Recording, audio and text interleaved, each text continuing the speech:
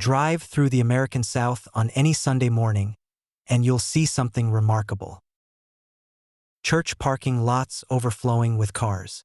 Massive buildings with crosses visible from the highway. Electronic signs advertising sermon series and Wednesday night services. In some small towns, there are more churches than gas stations. This is the Bible Belt, a region stretching from Texas to Virginia, from Kentucky to Florida, where Christianity isn't just a religion.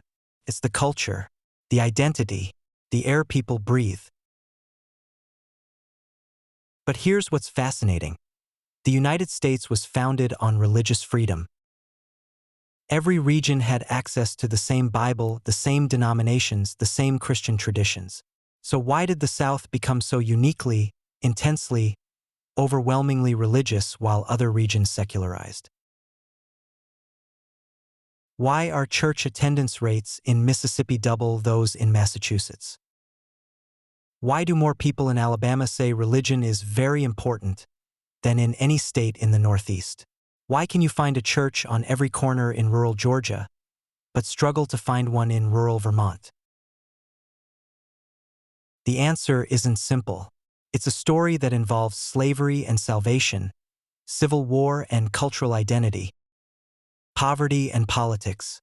It's a story about how Christianity became intertwined with Southern identity in a way that still shapes American politics, culture, and society today. This is the story of the Bible Belt and why it remains the most religious region in America. First, let's define what we're talking about. The term Bible Belt was coined in the 1920s by journalist H.L. Mencken, and while the exact boundaries are debated, most definitions include these core states: Mississippi, Alabama, Louisiana, Arkansas, Tennessee, Kentucky, Oklahoma, and parts of Texas, Georgia, South Carolina, North Carolina, Virginia, West Virginia, and Missouri. But the Bible Belt isn't just a geographic region. It's a cultural phenomenon defined by certain characteristics. Church attendance rates in Bible Belt states average between 40 and 50%, compared to the national average of around 30%. In states like Mississippi and Alabama, more than 75% of residents identify as highly religious. That's compared to less than 30% in states like Vermont, New Hampshire, and Massachusetts. The Bible Belt is overwhelmingly Protestant, specifically evangelical Protestant. While Catholics dominate in the Northeast and Midwest, Southern Christianity is characterized by Baptist, Methodist, Pentecostal, and non-denominational evangelical churches. Dr. Charles Wilson, composite character, historian. When we talk about the Bible Belt, we're not just talking about people who believe in God or go to church occasionally. We're talking about a region where Christianity permeates every aspect of life, where Sunday morning church is as normal as Friday night football, where asking someone, "What church do you go to?" is a standard getting to know you question, not "Do you go to church?" Religious language saturates public life in the Bible Belt in ways that would seem strange in other regions. High school football teams pray before games. City council meetings open with prayer. God bless signs appear in yards and storefronts. Politicians openly discuss their faith and attend church services as part of their campaigns. So how did this happen? To understand, we need to go back to the beginning, to the founding of the Southern colonies and the seeds of a distinct religious culture. Here's something that might surprise you. The early colonial South wasn't particularly religious at all. In fact, it was less religious than the North. The Puritans who settled New England came specifically for religious reasons. They built their society around their faith, establishing churches as the center of every town, making church attendance mandatory, creating a theocratic society. But the South? The South was founded primarily for economic reasons. Virginia, the Carolinas, Georgia, these were business ventures. Colonists came to make money growing tobacco, rice, and indigo. Religion was an afterthought. Dr. Wilson. The early colonial South was actually notorious for having very low church attendance. People were spread out on plantations and farms. There weren't enough ministers. The Anglican Church, which was the official church in most southern colonies, was seen as formal, distant, and not particularly compelling. Many colonists went months or even years without attending a service. So what changed? Two massive religious movements swept through the colonies in the 1700s and early 1800s, and they transformed Southern Christianity forever. The first was the Great Awakening of the 1740s. Charismatic preachers like George Whitefield traveled through the colonies, holding massive outdoor revival meetings. They preached emotional, personal conversion experiences. They emphasized that salvation came from a direct, personal relationship with Jesus Christ, not from formal church membership or good works. This style of Christianity, emotional, personal, experiential, resonated deeply in the South in a way that formal Anglican services never had. Reverend Martha Jackson, composite character, theologian. The Great Awakening introduced a style of worship that felt accessible to ordinary people. You didn't need formal education. You didn't need to understand Latin. You just needed to open your heart to Jesus. That was revolutionary, especially in a region where most people couldn't read and formal education was limited to the wealthy planter class. But it was the Second Great Awakening, beginning in the 1790s and exploding in the early 1800s, that really created the Bible Belt as we know it. This movement centered on the frontier, Kentucky, Tennessee, the territories that would become Alabama and Mississippi. Massive camp meetings brought thousands of people together for days of preaching, singing, and emotional religious experiences. People wept, shouted, fell to the ground in religious ecstasy. Entire families were converted. The camp meeting at Cane Ridge, Kentucky in 1801 drew an estimated 20,000 people. At a time when the entire state had only 220,000 residents. For a week, people prayed, sang, and experienced what they believed was the direct presence of God. These revivals spread like wildfire across the South, and they established patterns that still define Southern Christianity. Emotional worship, personal conversion experiences, evangelism, and the camp meeting tradition that evolved into modern revival services. But here's the crucial part. These revivals created a distinctly Southern form of Christianity, separate from Northern religious traditions. And this separate identity would only deepen in the decades to come. We need to talk about slavery, because you cannot understand the Bible Belt without understanding how Christianity became intertwined with the defense of slavery and, later, with Southern identity after the Civil War. In the early 1800s, American Christianity was relatively unified across regions. But as the debate over slavery intensified, that unity shattered. Northern churches increasingly embraced abolitionism, arguing that slavery was a moral evil incompatible with Christian teaching. But Southern churches took a very different path. Southern ministers and theologians developed elaborate biblical defenses of slavery. They pointed to passages in the Old Testament where slavery is mentioned without condemnation. They cited Paul's letters telling slaves to obey their masters. They argued that slavery was God's plan for Christianizing and civilizing African peoples. Dr. Wilson. This wasn't just a few rogue preachers. This was systematic theology developed and preached from pulpits across the South. Southern Christianity became fundamentally about defending the Southern way of life, which included slavery as its economic and social foundation. In the 1840s, the largest Protestant denominations split along regional lines over slavery. Southern Baptists formed their own convention in 1845 specifically to defend slavery. Southern Methodists split off. Southern Presbyterians followed. These divisions created separate religious institutions that would last for more than a century, and in some cases still exist today. When the Civil War came, Southern ministers preached that the Confederacy was fighting a holy war, that God was on the side of the South, that their cause was righteous and blessed by Scripture. And when the South lost, that's when something profound happened to Southern Christianity. Reverend Jackson.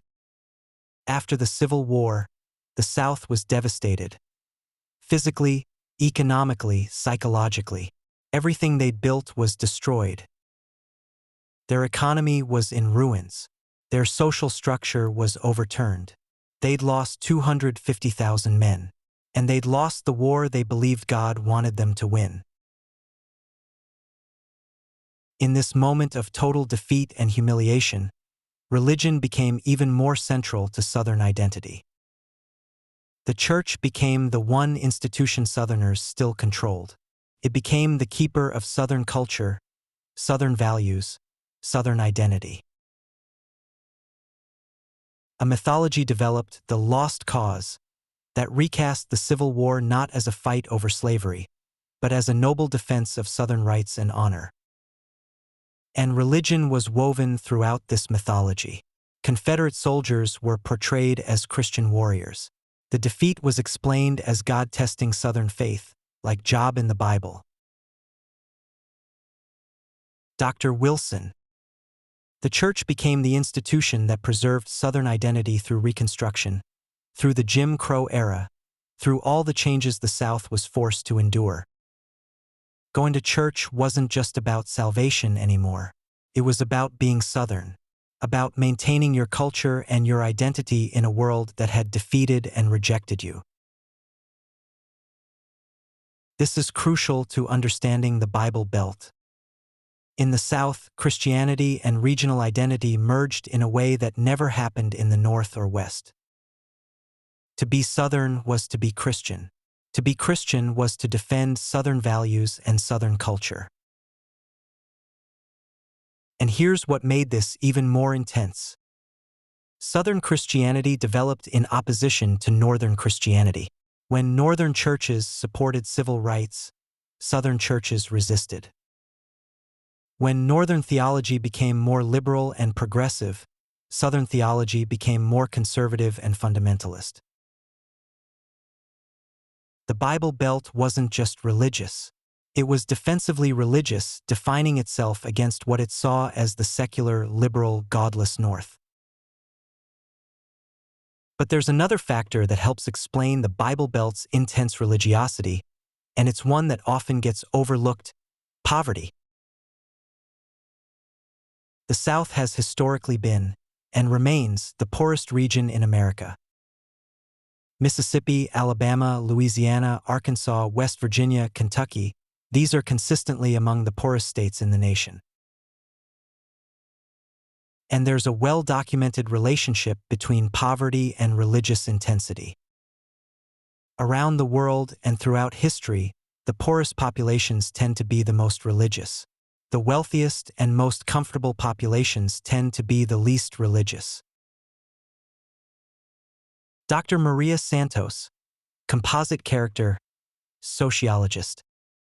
When life is hard, when you're struggling economically, when you have limited control over your circumstances, religion provides something crucial: hope, the promise that this life isn't all there is, that suffering has meaning, that there's a better world coming.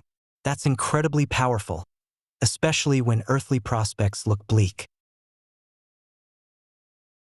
In the South, where poverty rates have exceeded national averages for generations, the church has provided more than spiritual hope. This provided practical support. In small southern towns, especially Black communities, the church has historically been the primary social safety net.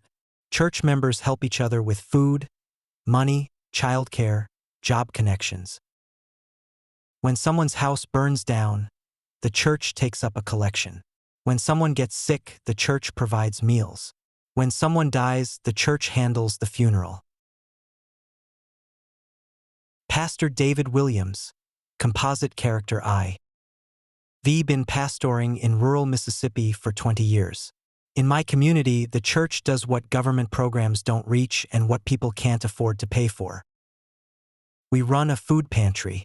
We help with utility bills. We provide school supplies. We're not just a place of worship, we're the social infrastructure of this community.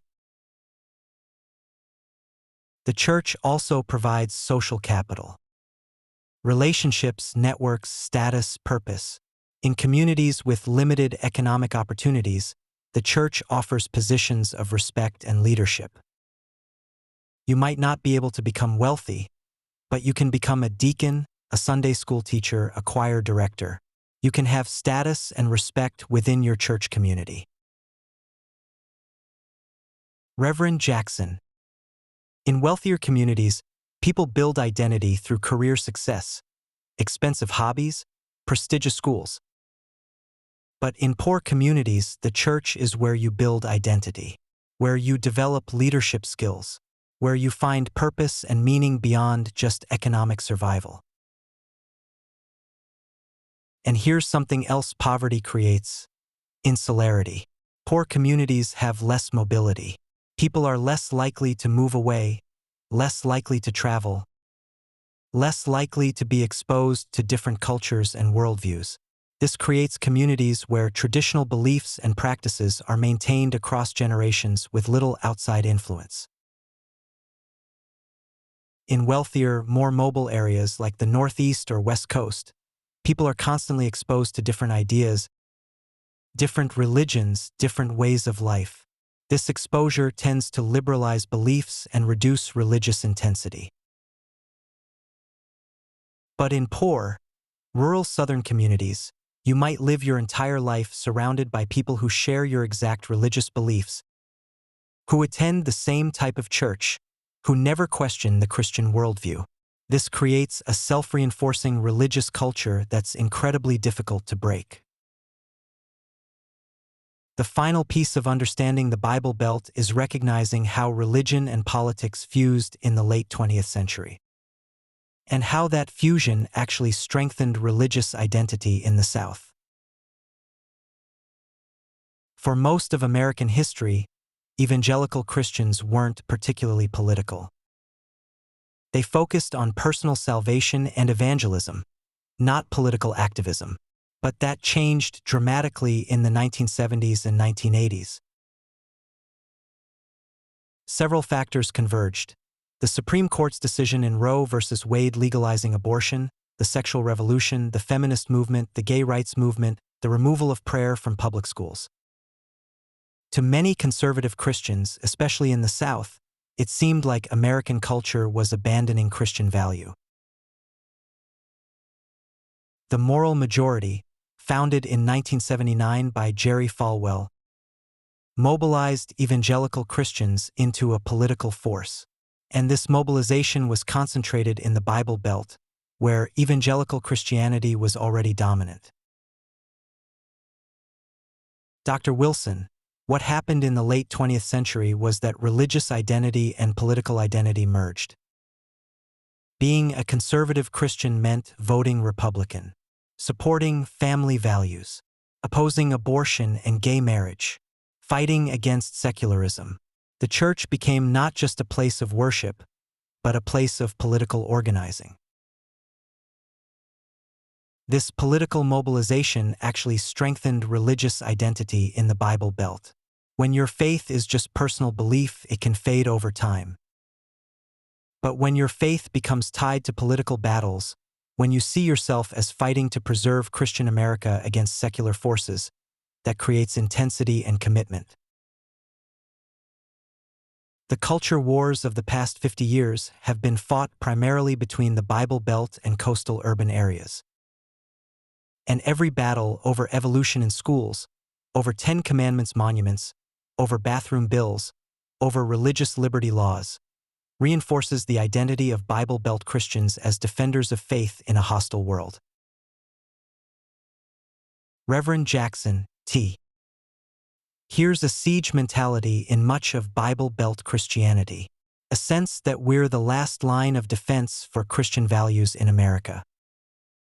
That makes people hold more tightly to their faith, attend church more regularly, raise their children more strictly in the church, because they believe if they don't, Christian America will disappear. Social media and modern communications have actually intensified this phenomenon. Bible Belt Christians can now easily see and share examples of what they view as attacks on Christian values. A church forced to host a gay wedding, a baker punished for refusing to make a cake, a school that bans Christmas celebrations. Each of these stories confirms the narrative that Christianity is under attack and must be defended. And in the Bible Belt, where Christian identity is so intertwined with regional and cultural identity, defending Christianity becomes defending your entire way of life. Before we conclude, we need to acknowledge that there are really two Bible Belts, white and black, and while they share geography and certain characteristics, they have very different histories and meanings. The Black church in the South developed out of slavery as a rare space of autonomy and resistance. It was where enslaved people could worship in their own way, develop their own leaders, and maintain hope for liberation.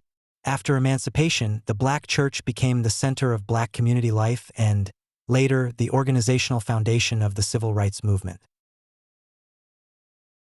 Dr. Patricia Morrison, composite character, theologian. The Black church in the South has always been intensely religious, but for different reasons than the white church. It wasn't about defending a traditional social order, it was about surviving despite that order. Religion provided hope for deliverance, a moral framework for resisting oppression, and a vision of equality before God that contradicted earthly inequality. Today, African American communities in the South remain among the most religious in America, but the theology and political orientation are often dramatically different from white evangelical churches. Black churches emphasize social justice, economic equality, and communal solidarity, themes rooted in the experience of slavery and segregation. Both Black and white Bible Belt churches share high religiosity, but they represent very different religious and cultural traditions, shaped by radically different historical experiences. So why is the Bible Belt so religious? There's no single answer. It's the result of historical revivals that created a distinct Southern religious culture. It's the legacy of slavery and the Civil War that fused Christianity with Southern identity. It's poverty that makes religious hope and community support essential.